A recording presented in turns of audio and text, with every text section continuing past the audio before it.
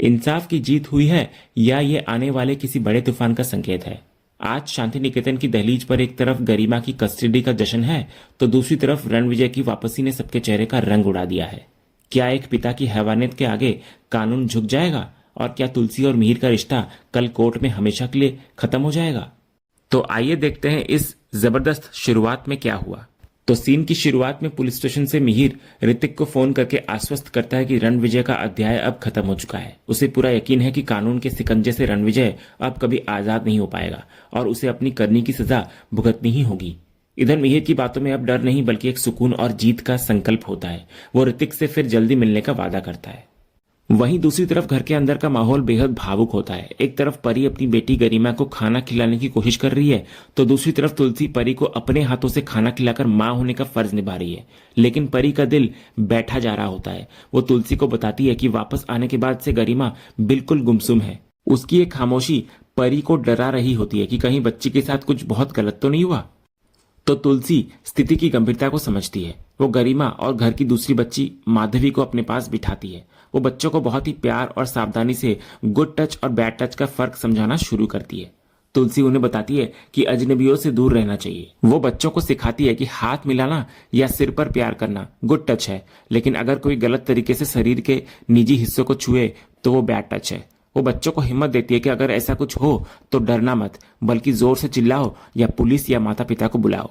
तभी बातचीत के दौरान जब माधवी डॉक्टर के छूने पर सवाल करती है तो तुलसी बहुत समझदारी से उनका डर दूर करती है। वो समझाती है कि माता पिता के सामने डॉक्टर का इलाज करना गलत नहीं होता। इसके बाद तुलसी माधवी को वहां से भेज देती है ताकि वो गरिमा से अकेले में बात कर सके। ये पल बेहद तनावपूर्ण होता है। तुलसी बहुत हिम्मत करके गरिमा से पूछती है कि क्या उस अपहरणकर्ता ने उसके साथ कोई गंदी हरकत या बैड टच किया। तो गरिमा का जवाब तुलसी और परी की जान में जान डाल देता है। बच्ची बताती है कि उस आदमी ने ऐसा कुछ नहीं किया, बस चिल्लाने पर उसका मुंह बंद किया था।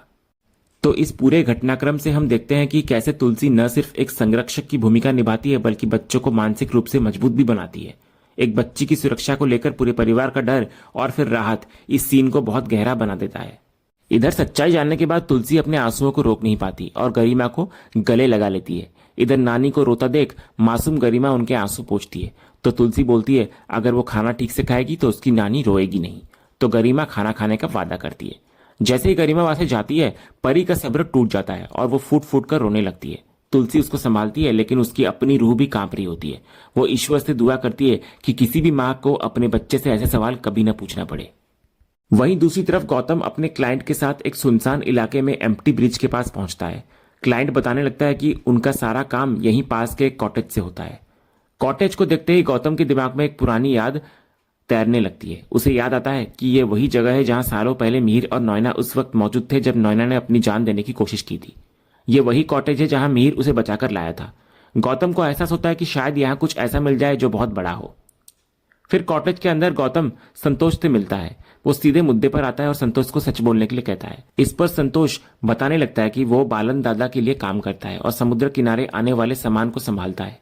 गौतम तुरंत पकड़ लेता है कि सामान का मतलब ड्रग्स है। तो संतोष की खामोशी जुर्म कबूल कर लेती है। गौतम उसको फटकारते हुए कहता है कि जब गंदा काम करने में शर्म नहीं आई तो बताने में क्यों आ रही है। वो संतोष को आश्वस्त करता है कि पैसे मिले हैं इसलिए वो उसे बचा लेगा। फिर गौतम सबूतों की जांच के लिए संतोष से सारे पुराने रिकॉर्ड्स मांगता है। संतोष एक बड़े से पुराने संदूक से ढेर सारी सीडी निकालकर गौतम के सामने रख देता है। इधर संतोष बताने लगता है कि जितना भी अवैध सामान आता जाता है उन सबका हिसाब इन्हीं सीडीज में है। तो गौतम बालन को फटकारता है कि इतने अहम और खतरनाक सबूत इतनी लापरवाही से खुले में क्यों रखे हैं। अगर पुलिस के हाथ लग जाते तो सबका खेल खत्म हो जाता। इतना बोलकर गौतम वो सीडी लेकर वहां से जाने लगता है, लेकिन उसकी नजर दीवार पर लगे एक मामूली से स्विच बोर्ड पर पड़ती है। उसे कुछ गड़बड़ लगती है तो वो पास जाकर बोर्ड का स्विच निकालता है तो उसके पीछे से एक लाल बत्ती चमकती दिखाई देती है। ये एक हिडन कैमरा होता है। ये देखकर बालन अपने आदमी संतोष पर भड़क जाता है। तो संतोष डरते हुए सफाई देता है कि 6-7 साल पहले यहाँ चोरी हुई थी जिसके इल्जाम में उसकी बहुत पिटाई हुई थी, इसलिए अपनी सुरक्षा के लिए और चोर को पकड़ने के लिए उसने चुपके से यह कैमरा लगा दिया था।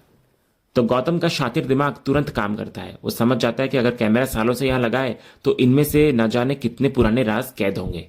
वो तुरंत संतोष से पूछता है कि इसकी रिकॉर्डिंग्स कहाँ है। संतोष बताता है कि आज तक की सारी फुटेज उसके कंप्यूटर में सुरक्षित है। तो गौतम बालन को आदेश देता है कि वो सारी रिकॉर्डिंग्स उसे भेज दे, क्योंकि उसे केस रफा दफा करने के लिए सब कुछ देखना पड़ेगा। इतना बोलकर गौतम वहां से निकल जाता है।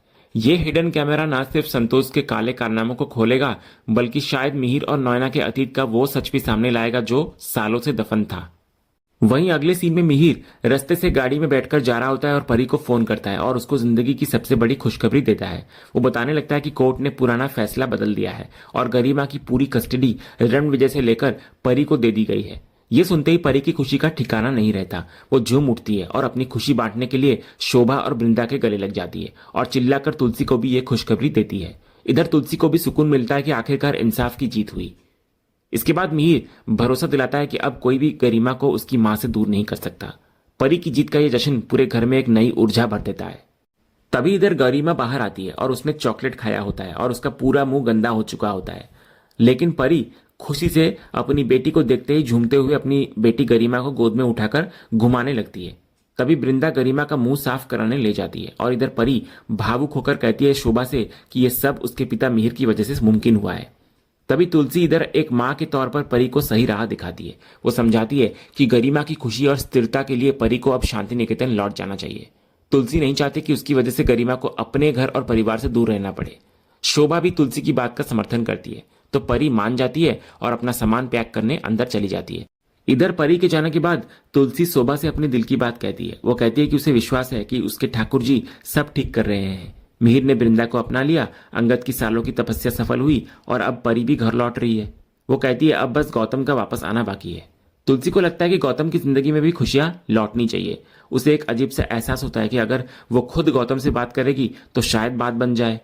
तो शोभा उसको याद दिलाती है कि गौतम बहुत जिद्दी है, लेकिन वो एक बड़ी खबर भी देती है कि गौतम मुंबई में ही है किसी केस के सिलसिले में, तो चाहे तो तुलसी जाकर बात करने की कोशिश कर सकती है। तो ये सुनते ही तुलसी की आंखों में चमक आ जाती है और उसे एक नई उम्मीद मिल जाती है कि शायद अब उसका बिखरा परिवार पूरी तरह जुट जाएगा।